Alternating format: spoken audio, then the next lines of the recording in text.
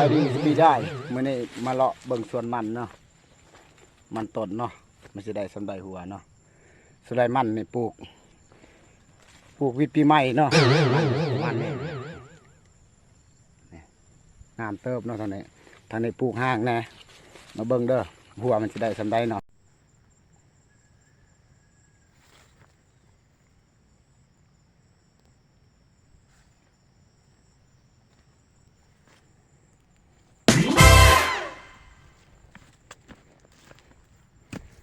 มาเบิ่งมันเนาะหัวมันสิใหญ่นิดหน่อยโอ้ได้เรื่องนะปลูกห่างได้เรื่องเด้อพี่น้องเอ้ยพี่